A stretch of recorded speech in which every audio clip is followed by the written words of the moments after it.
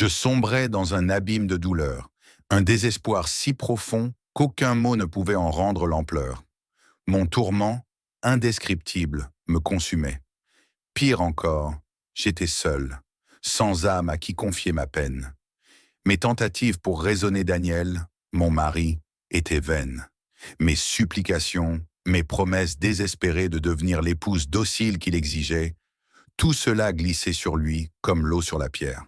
Sa décision était irrévocable. Tu as été têtu, pas assez sage, me reprochait-il. Pour lui, ma punition était justifiée. Ainsi débuta une routine cruelle, répétée jour après jour. Il plaça un seau dans la pièce où j'étais enfermé, m'ordonnant de l'utiliser pour mes besoins. « Je t'aime », murmurait-il. « Je prendrai soin de toi. » Ces mots, autrefois doux, sonnaient désormais comme une sentence. J'étais captive, prisonnière d'une pièce inconnue, sous l'emprise de celui qui, selon la loi, était mon époux. Les murs semblaient se refermer sur moi, oppressant, au point que je perdis toute notion du temps. Le jour et la nuit se confondaient dans une brume sans fin. Ce que je vais relater pourrait vous choquer, sembler inconcevable. Pourtant, chaque mot est vrai. J'ai volontairement atténué certains détails pour ne pas vous heurter davantage. Lisez jusqu'au bout, et vous comprendrez comment une seule décision fatale peut détruire une vie. La cruauté humaine n'a pas de limite. L'espoir s'effaçait peu à peu. Je m'accrochais à l'idée fragile que ma famille s'inquiéterait de ma disparition. Mais Daniel était rusé. Il savait tisser des mensonges convaincants, assez pour détourner les soupçons. Il m'avait bien berné après tout. Des années à ses côtés, et je n'avais jamais percé son véritable visage. Je ne comprenais pas ce qui avait déclenché cette spirale de violence. C'était comme si une force obscure le guidait. Une nuit, sans crier gare, il se rua sur moi. Je me débattis de toutes mes forces, mais j'étais trop faible. Il m'imposa sa volonté, ignorant mes cris, hurlant que j'étais sa femme, que c'était mon devoir. Je me sentais brisé, souillé, vidé de toute valeur. La mort me semblait la seule issue. Un jour, alors que l'épuisement m'avait plongé dans un sommeil lourd, Daniel me réveilla brutalement. « Viens, Emma, j'ai acheté une maison. On déménage aujourd'hui. » J'étais confuse. Une maison, mais une lueur d'espoir perça. Quitter cette pièce pourrait être ma chance de m'échapper. Erreur. Il me bâillonna, me banda les yeux et me fit sortir de l'immeuble sans que personne ne me voie. Jeté dans le coffre de sa voiture, je perdis tout repère. Le trajet dura des heures. À une station-service, j'entendis Daniel parler au pompiste, mais j'étais incapable de crier. Il me laissa dans le coffre, interminablement. Enfin, il m'emmena dans ce qui serait ma nouvelle prison. Une pièce meublée, presque accueillante, ornée de dessins naïfs au mur. Étais-je censé rire ou pleurer? Après des mois de captivité, j'étais trop brisé pour résister. Je me résignais à cette nouvelle réalité, convaincu que ma famille ne retrouverait jamais ma trace. Chaque jour, je priais, allongé sur un lit étroit. Une foi inattendue naquit en moi, une lumière dans les ténèbres. Ironiquement, c'était Daniel qui m'avait parlé de Dieu, autrefois, quand il me courtisait. Il m'avait poussé à prier, à croire. Nous nous étions mariés à l'église. Avec le recul, je me demandais ce que j'avais manqué, quels signes j'avais ignorés. La prière devint mon refuge, mon unique occupation.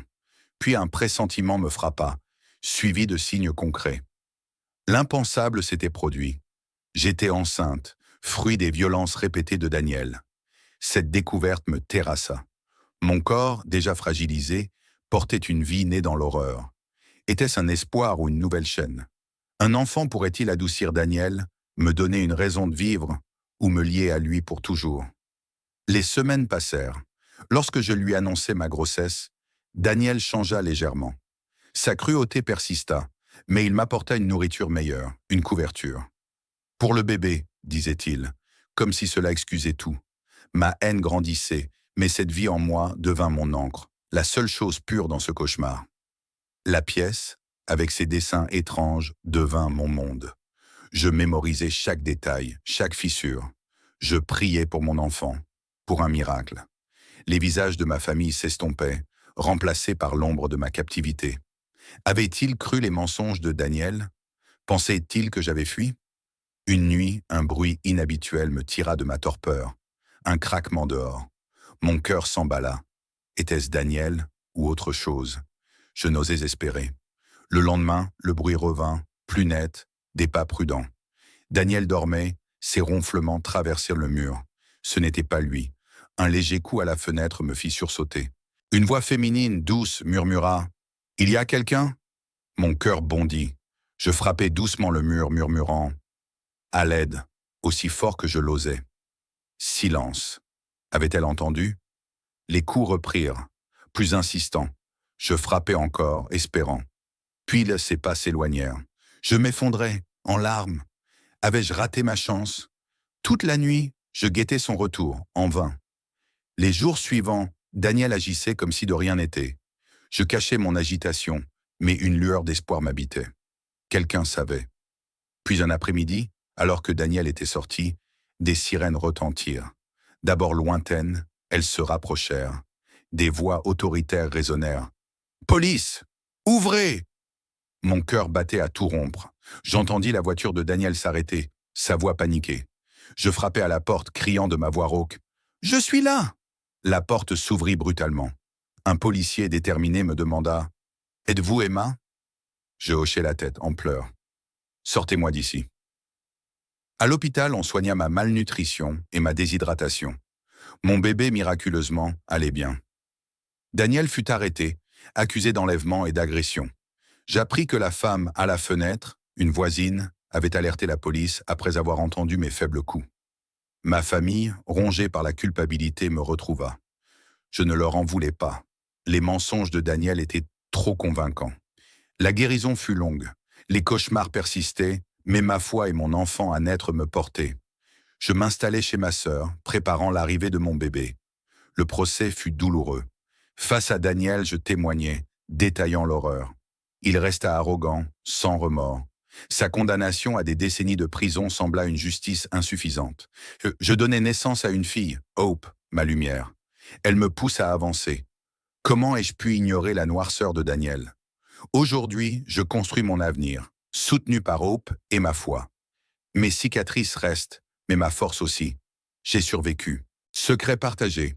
À la prochaine pour une autre confidence.